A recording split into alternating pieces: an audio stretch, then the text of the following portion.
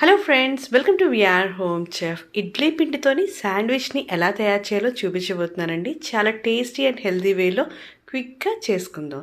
దీనికోసం ఈ శాండ్విచ్ మేకర్ని నేను అమెజాన్లో ఆర్డర్ చేశానండి. Gas stove sandwich మేకర్ని.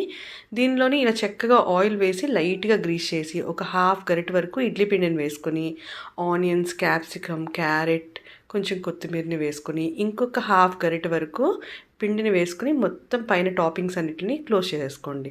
ఈసారి లైట్గా రెడ్ చిల్లీ ఫ్లేక్స్ని జల్లుతున్నానండి, మీకు నచ్చితే వేసుకోండి. ఇలా క్లోజ్ చేసుకుని ఒక 3 మినిట్స్ పాటు ఈ సైడ్ వేగించుకొని ఇంకొక సైడ్కి టర్న్ చేసుకొని ఇంకొక 2 మినిట్స్ పాటు ఉంచుకొని ఇలా చక్కగా ఓపెన్ చేసుకున్నారంటే ఇడ్లీ శాండ్విచ్ అనేది రెడీ అయిపోతుందండి. చాలా సింపుల్ అండ్ టేస్టీ.